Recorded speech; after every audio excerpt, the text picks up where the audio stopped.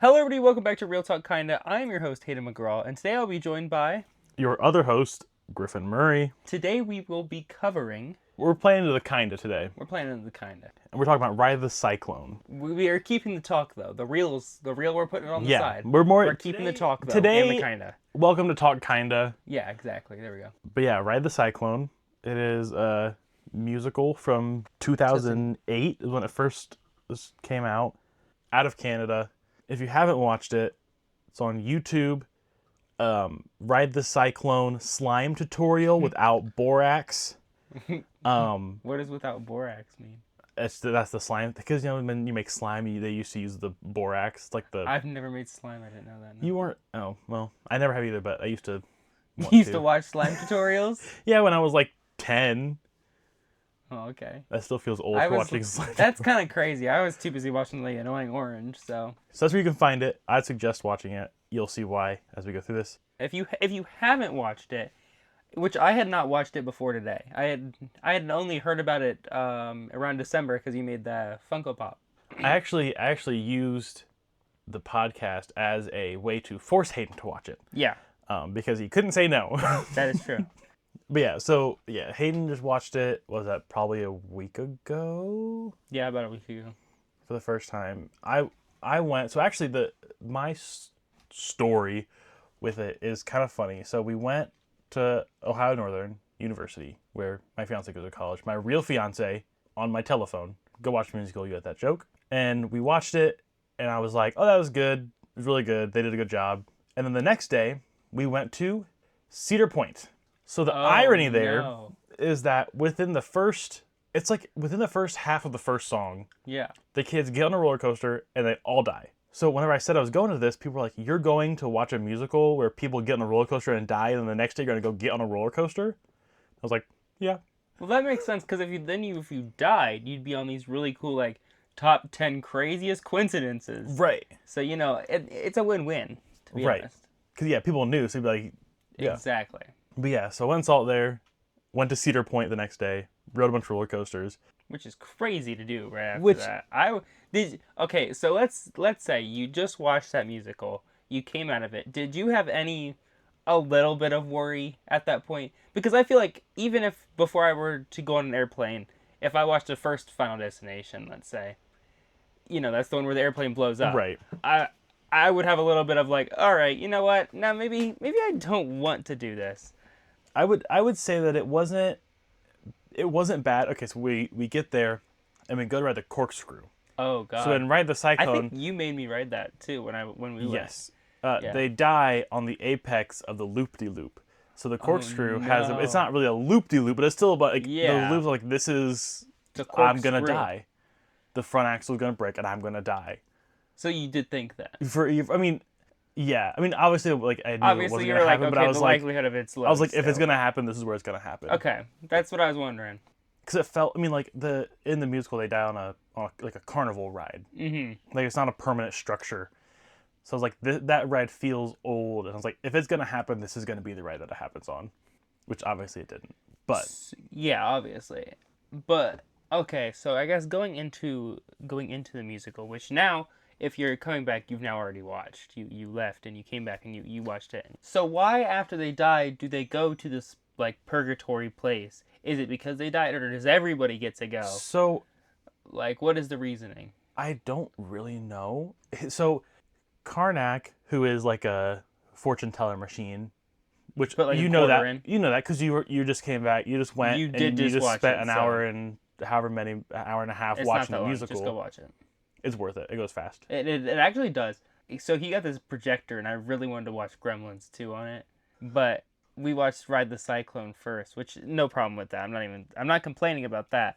But I was just like, man, I hope this doesn't take that long. I really want to watch Gremlins 2. And honestly, it didn't feel like I was like, well, I feel like the songs take a kind of a dip towards the middle, and then they get better.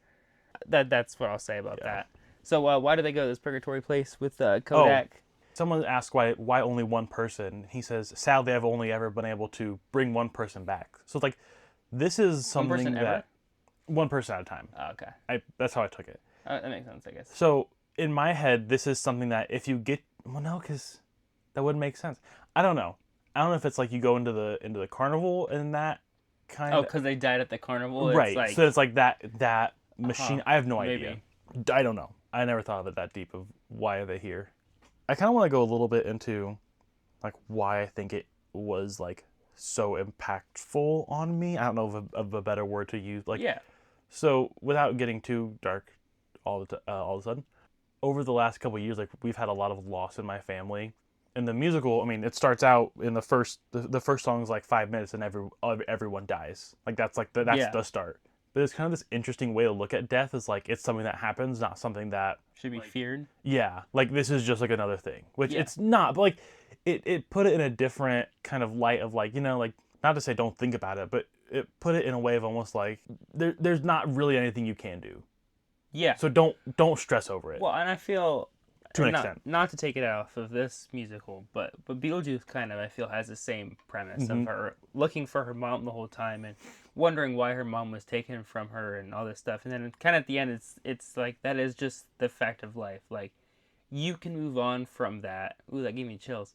You can move on from that.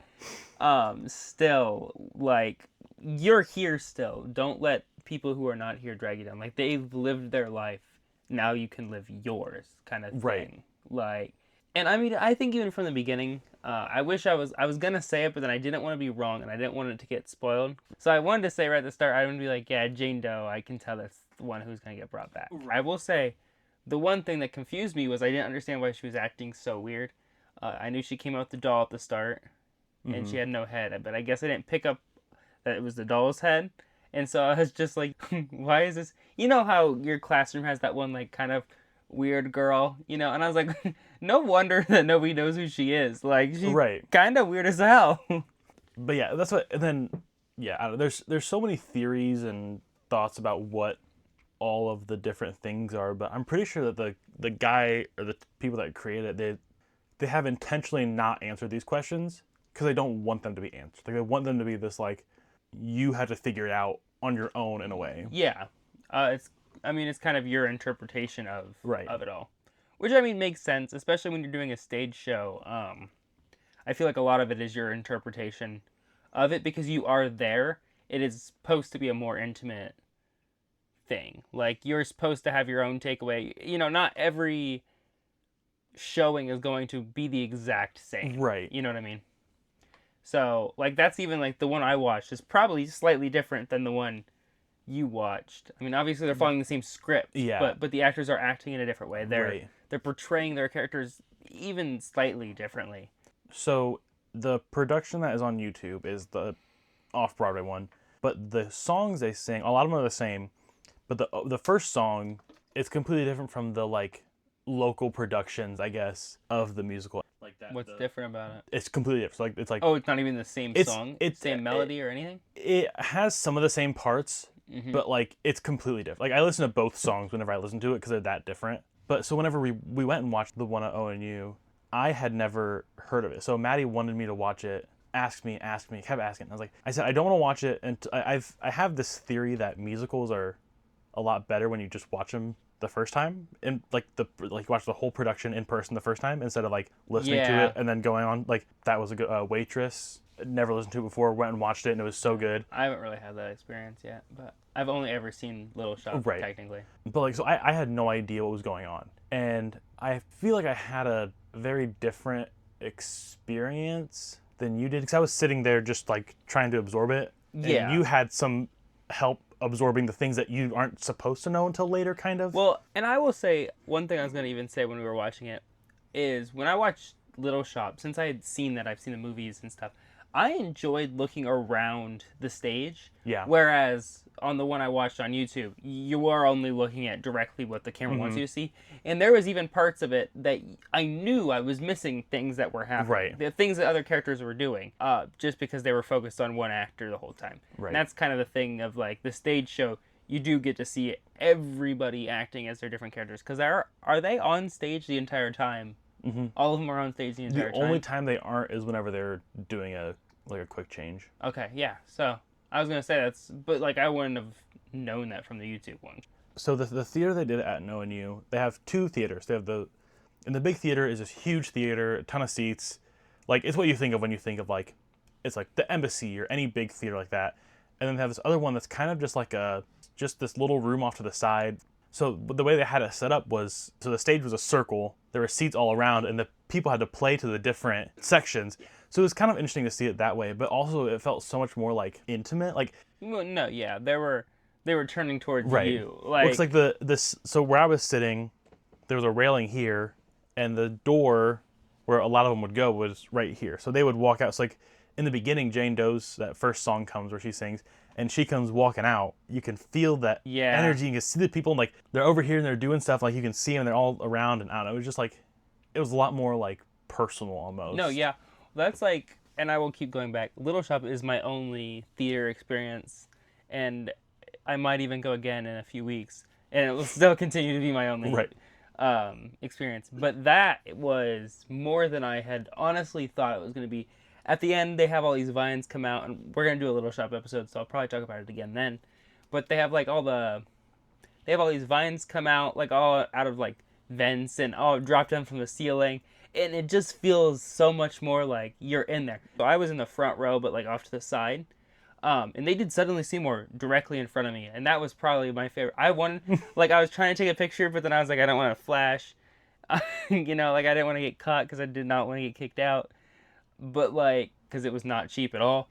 But it was also like, God, it was so cool. Like, I love that. Although I will say they did, when they were on the other end of the stage, it did feel like I was like really far away from them. That's when I was like, if I ever go again, I want to sit more in the middle, because if you sit on those ends, sometimes you're extremely close, but then other times you are just a mile away from. It's like if you go to an NFL game or any football game and you sit in one end zone, whenever they're playing in the end zone you're sitting in front of, it is the coolest thing. You can see all the people, you feel the energy. It's like they're excited, they jump up to high five you, and then they're on the other side of the field and you're just like, you can't see a single thing. Yeah, it's just just you're like watching TV. Okay, because yeah. aren't you just watching the big Yeah, screens you just watch at a big that point? TV basically. Yeah. But yeah, like Owen Yu's production was really good. They did everything. So like they had Noel's outfit for being Monique, where he changed and he had that thing on. They had Ricky's outfit for Space Age Bachelor May, and like they had all the stuff. They did all the stuff. Mm-hmm. You could tell they really put like the care and attention to it that's good. was expected. Yeah, no, that's good. So if you've watched Ride the Cyclone now, obviously because you made it this far, so you've already watched it because you listened to everything we say. You might have actually liked it so much you said, you know what, I'm going to pause this podcast again and go watch it again. Right. If you liked it again, you know what, pause it right now and go watch it again if you want. Go on time. We'll wait. You can do it. We'll wait. Go ahead. Well, I said to pause it, so we don't actually have to wait. Oh, okay. Yeah, okay. We can just keep going. Whew, that was not one to say for an hour. If you like Ride the Cyclone, there is a YouTube channel called Wait in the Wings, and they have a documentary about basically the whole lifetime of the musical from when it was like first thought of to its last show. Go watch that video. It's long. It's 2 hours, but it's like it's neat to see. They have the original writer and a lot of the cast, and it's a good thing to watch. It's really nice to just turn on the background and just not really pay attention, but pay attention. But yeah. So in that they talked to the guy who wrote it, and it made me laugh. They have clips of when they were, I'm pretty sure whenever they were bringing it to the off-Broadway production, and they're on like Good Morning America or whatever, well, like those type of like shows. Yeah. And they're like, tell me a little bit about the musical. And they're like, well, it's about 6 kids and they get on a roller coaster and they die. And that is all before it even starts. And they're like, oh, and they go into that, the guy who wrote it, he was like, it was hard to sell that. Yeah. Like, you're selling a comedy about these children who have just died. But he wrote it 4 years after his sister died. So his like, I think it was like his aunt and uncle were house sitting or something, and the house caught on fire and they both died. And then like a year or two later, his sister got involved in a fight outside of a bar, and then she died. Oh. So then he said that like her comedy was that kind of basically what Dark Cyclone was her comedy of like, these kids died, but like here's how we're gonna still make it funny based off of how they're going, like how they're processing it. Yeah, it is always kind of not nice to hear, but those stories that come out of their grief, dealing with their grief, like coming to terms with that stuff, which it's honestly, hearing that does kind of make sense. And I feel like that would be a better pitch than being like, it's a comedy about 6 people who die. Yeah. The surroundings of the musical is this very somber and grim topic, but then it's like the stories of when they were making it, it's like all this funny stuff. So they went to like a Cedar Point. It was like Michigan Adventure Park. The people who owned it, or the manager or whatever, they shut down a roller coaster for a day for them to get all those B-roll shots of them on the roller coaster and Yeah, okay. all these different shots and angles. And they were going, and it was like noon, and they had been, recording for a couple hours. And whoever came up, and she was like, "How's it going?" And they're like, "Oh, we're doing good." And she's like, "What's the musical about?" And the one guy goes, "Well, it's these 6 kids, and they get on the roller coaster, and then they die." And then they were politely asked to leave the park right now and to not use any of the footage they had recorded Really? because they were afraid that people would see the roller coaster and associate that roller coaster with the death. And which is like, yeah, but That makes sense. he was like, that's not what this is about. But see, that makes sense. Be like, But it was so they talk about how they had to kind of train themselves to not use the word death. So like they went to somewhere else, and same question was asked, and they're like, "Oh, it's just these 6 kids who go on a roller coaster, and then they have to they do a singing competition." They're like phrasing it differently to where they didn't say they died. so they die on this roller coaster, right? The one girl gets beheaded. Why does nobody else carry over what happens to them? Did they all die in one piece on this roller coaster? And so then they got, because I mean, like, let's be real, the dude's cerebral palsy heals, correct? I mean, all So of why his can't her head just come back? all of his illnesses and ailments, Ailments? all of his ouchies and boo-boos. Yeah, I was trying to think of like the That's right a scientific way to say term. it. Yeah. So basically, yeah, all of Ricky's ouchies and boo-boos are healed. So actually, in an earlier production, Jane Doe had like bloody, tattered clothing on. Oh. And then whenever they got, more budget and people wanting to do more productions, they were like, this doesn't make sense. Like, why do the 5 kids look completely normal? like fine, and then she looks like she was just thrown into a Correct. Yeah. shredder? Like what's happening here? So that's when they went to the looked like almost nothing had happened. I don't know the reasoning behind. I think the point of her not having her head was just that she was not identified. Yeah. Which, I mean, that makes sense. And there's some theories behind that I want to get into in a minute here. I do have kind of a fun fact. Okay. Fun fact. Fun fact. Someone sound the alarm. Down. It's time for a fun fact. So the guy who played Noel, he played Noel in every production of Cyclone. Like from the first one in Canada to the last one, wherever, for the whole world, all the years, the whole tour. yep. Nice. Which was something that so whenever they did whichever production of it, they were auditioning for Noel, and they were like, this character doesn't work. So they flew him down from Canada and had him audition, because they were like, it does work, it has worked, it's been working, watch. And they put him up there, and they're like, oh yeah, this guy's Noel. He is just that character. So he is that character. Yeah. There is, and I feel like there is certain roles where that is kind of the thing. Like, they make or break that character on stage. We found out that Beetlejuice is coming near us here soon, and I honestly will. Here's my thing, because I've never really seen the other Beetlejuices, like their entire thing, but I've seen like clips of it. Alex Brightman is like Beetlejuice to me. Right. So I mean, obviously, it won't be him when we're there, but hopefully they can follow in his footsteps. But there's some others I've seen them like, yeah, that's not my Beetlejuice. Yeah. So there's a lot of theories surrounding the musical. I mean, we mentioned earlier that they intentionally left them kind of open-ended so that you can take away from it what you need and what you want. But I put a thing out on the Ride the Cyclone subreddit about, like, let me know of any theories. Because, like, I've heard some, I see them every now and then, but I don't remember them. This was one that it's talked about a lot, but with Jane Doe, the big theory is that she was never actually a part of the choir. She was never a real person. She was simply made by Karnak to be this person who has been, like, basically engineered to help the people who have died come to terms with their death and accept the fact that they're just going to die. So when they show her, like, the slideshow at the end is her life, right? It's supposed to be her life, but okay, that's what I thought it was. But with this theory, this is all fabricated. So like Jane Doe, she changes to whoever is doing this competition. So she is simply a way to make these kids or whoever is doing this come to terms with the fact that help them move on, basically. right, to realize that it's their time, like That makes sense. which is a nice theory, but then I don't know. I feel like it kind of negates the ending of it. It kind of ignores the end. It kind of makes the whole thing nothing. Yes, that is so true. So I don't know that I 100% buy into it, but it does make sense to be like, this is what happens. Someone sound the alarm. It's time for a fun fact. At the end, Ocean selects her to come back.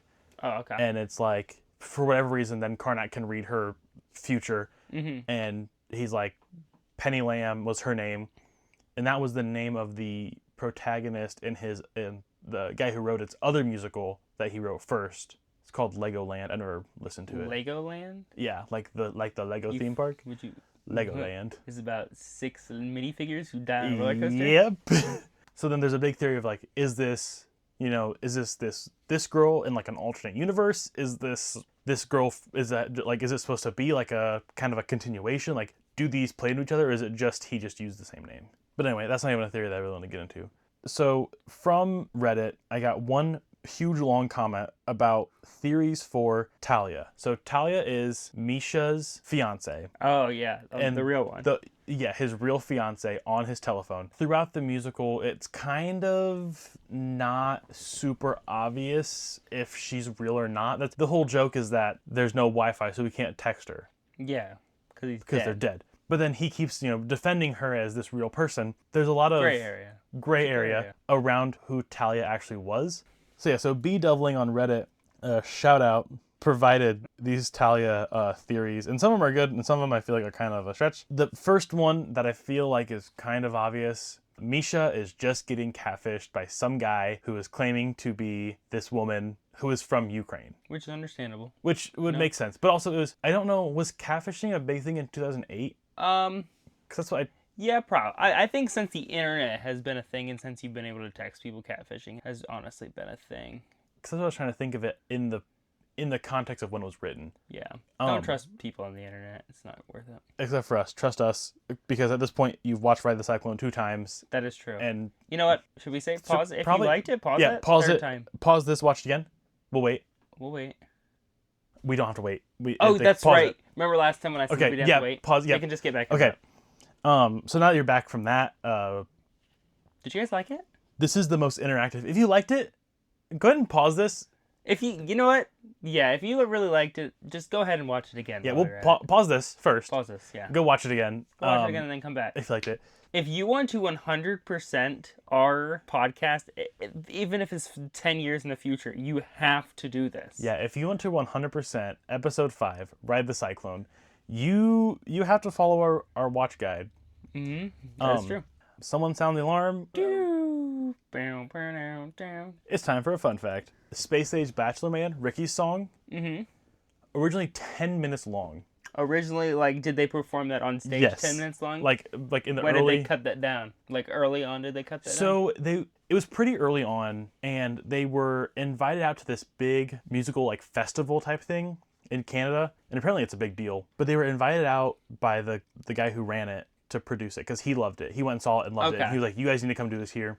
Like a publication came and reviewed it, and basically after that, the popularity just went crazy. So that was their kind of turning point. Yeah. And they said you couldn't get a ticket. It was sold out every night, and people were just dying to get in here to see this. No pun intended. But that was whenever they cut. The original musical was 2 hours and 10 minutes long, and the max length at that festival was 90 minutes. So from 2 hours to an hour and a half, they cut a lot of stuff, but a big thing was Space Age Bachelor Man. But what could they have done? I don't know. What did they do for that? Because I feel honestly, and this is not a hate on the thing, I get very anxious about stuff. So any story where it's you're slowly counting down, it's each character's story we're going through, I get anxious because I'm okay, now I got 3 more characters to sing their songs. Now I got 2 more characters to sing their songs. Putting big spaces in that would probably only increase my anxiety more. It's not saying that it was bad in any way, but that's just how my brain thinks. That's funny. like It Chapter 2, going through all their storylines. I'm like, okay, we got 5 more to go. We got 4 more to go. Like, I don't know. It's just how I've always thought. Which sometimes I like that, but sometimes I don't because of the fact that I find myself counting down. Yeah. So like I'm not paying attention to what's happening. I'm like, okay, 2 more, 2 more, Well, 3 more, in 1 my more. opinion, not every song was a banger. I think I said 2, 3, 1. You know how you count. Yeah. Like I said, I don't hate it. If you liked it, I mean, honestly, Pause this. Probably pause this and watch it one more Let's time. go watch it again. All right, so now that you're back, I will say that the first time I listened to it, I didn't like all. I liked the same songs that you did. Yeah.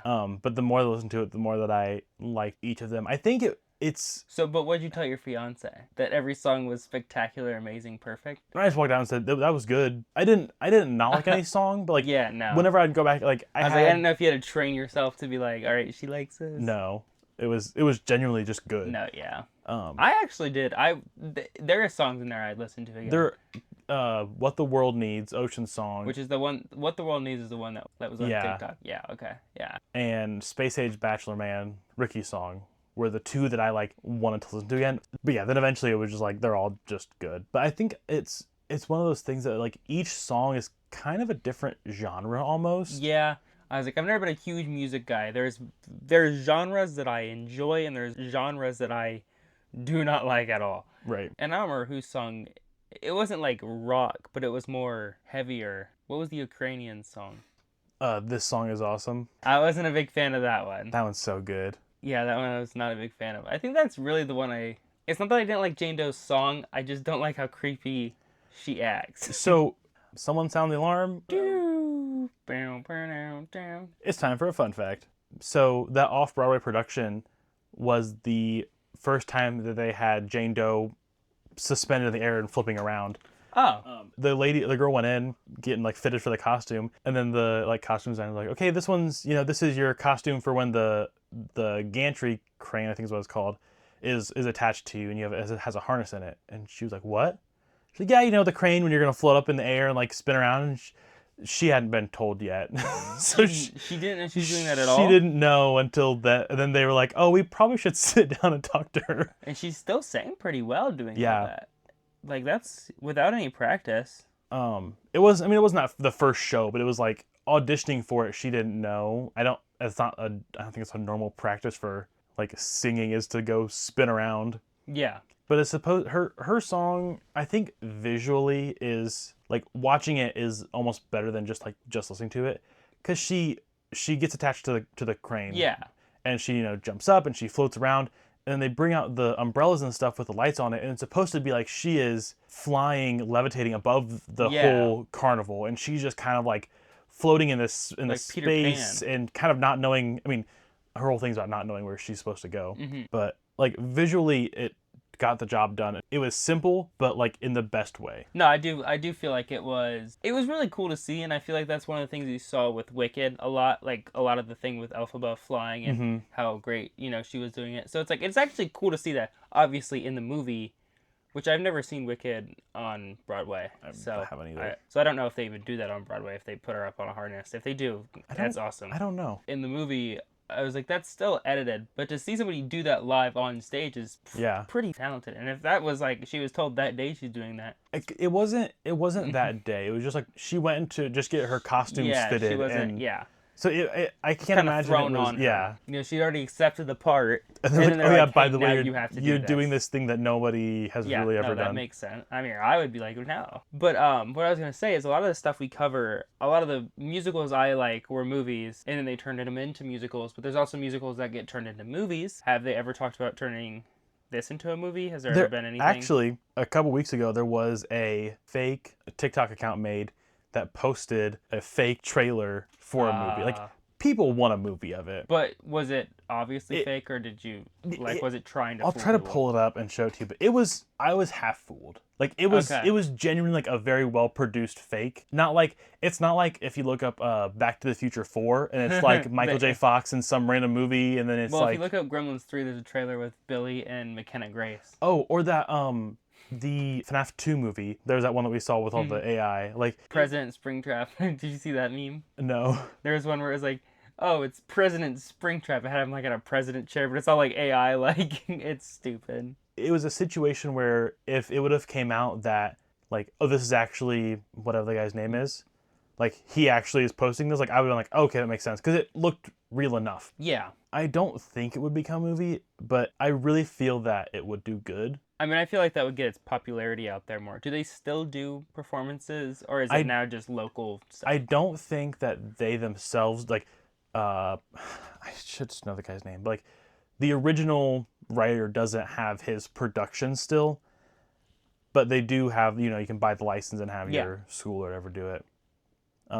People, I mean, I see all the time people post in the subreddit, like, their productions, like it's happening, like people are doing it, and it's just one of those things, like it's not like a super well-known musical now, but at the time it was a big Pretty deal. Popular. Because it was in Chicago for a while, and then it went off Broadway. It's like, that's a big deal. Yeah.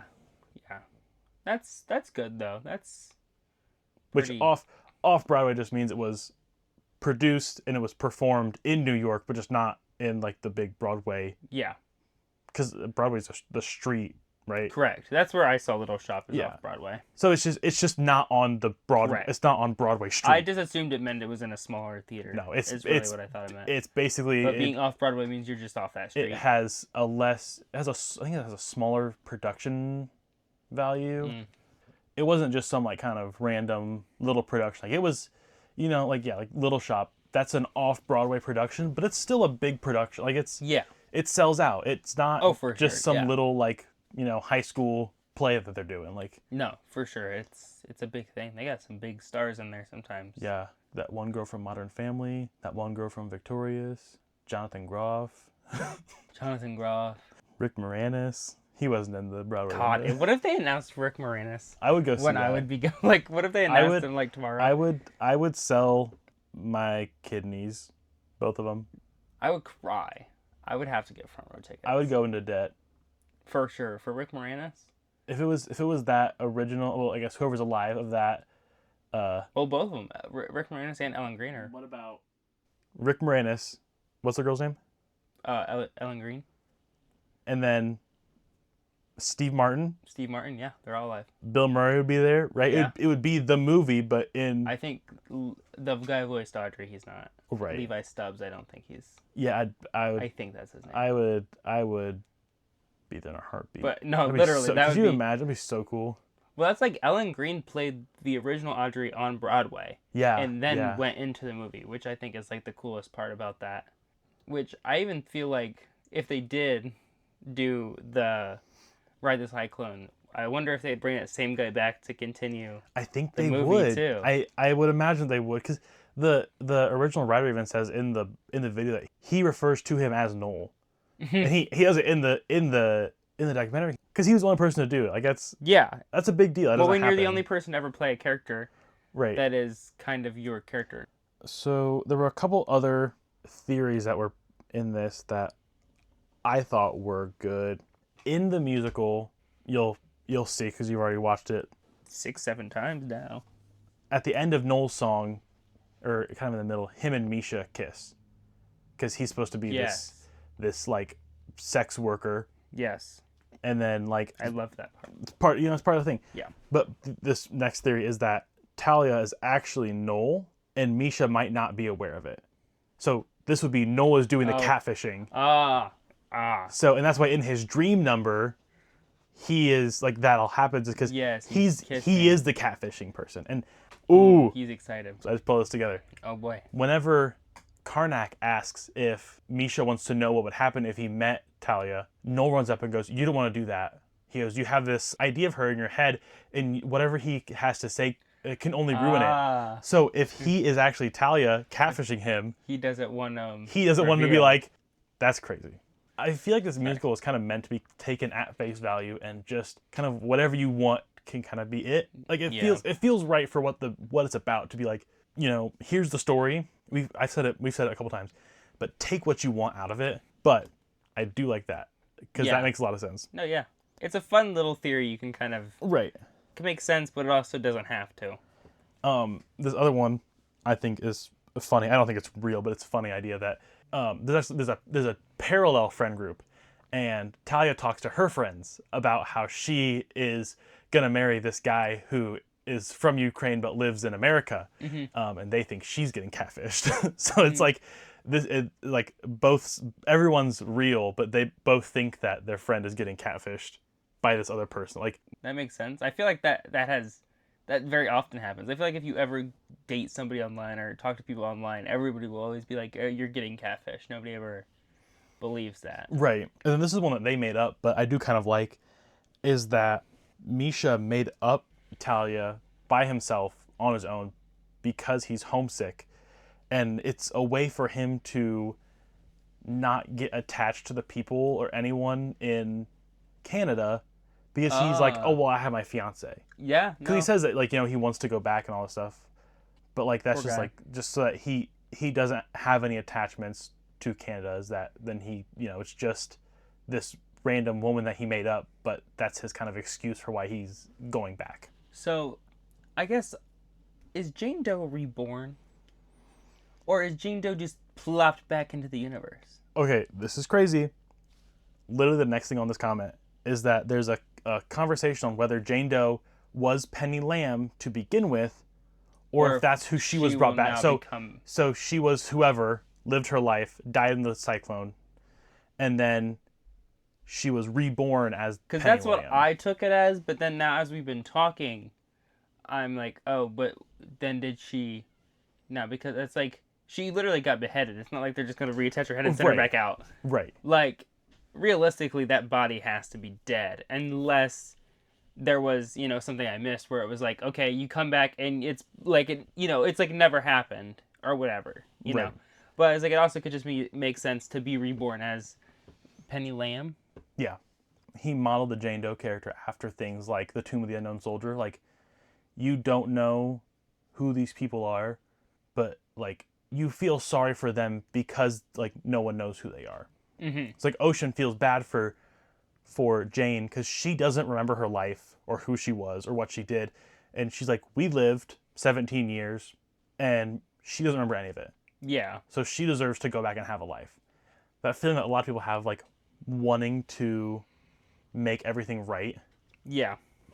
That makes sense. Anyway, I don't know where that started, but I mean, at the end of the day, I feel like if I was in those same position as those characters, I feel like through the musical, I would have probably come to the same conclusion as them at the end of it.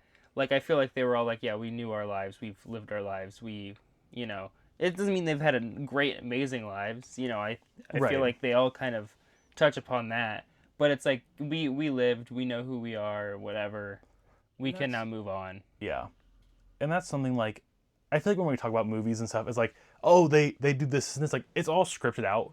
Correct. But, so whenever I say things like, oh, everything was planned, it's more like I'm kind of complimenting the writing. Correct. That's what I'm. And that's what I forget which episode it was, but I was like, everything happened so perfectly, and like you could, they do this gag so they can perfectly, play back to it. It's like everything just plays into everything else. It's like, well, yeah, it's written. Like that's how it was. They did plan it all out. Actually, yeah. The musical takes place in real time. Like there's no time jumps.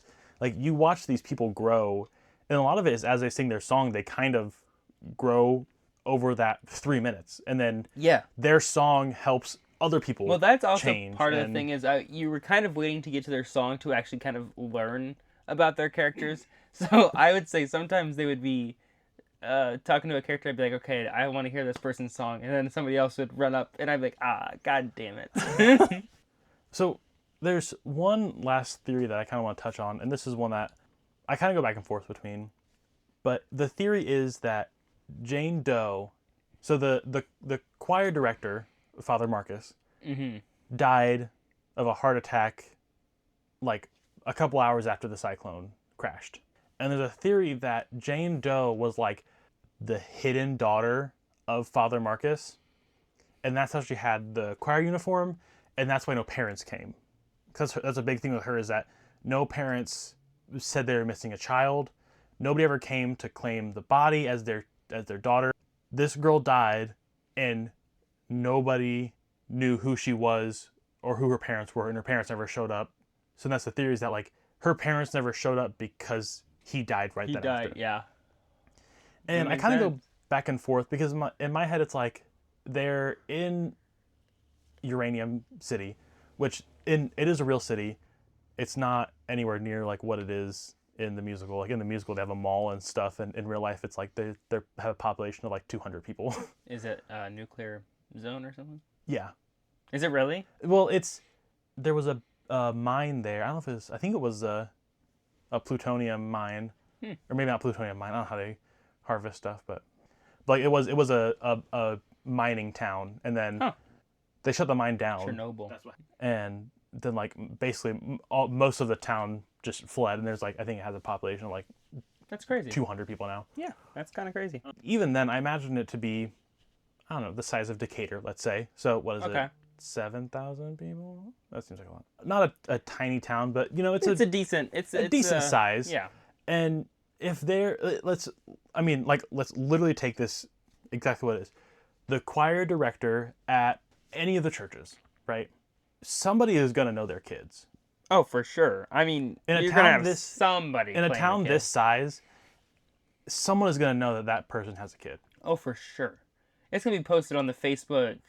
It's gonna like groups. Yeah, you know, it's gonna be on the discussion board. Like, oh my gosh, whose headless kid is this? Father Marcus died. What happened to his daughter? Like, whose headless kid is this?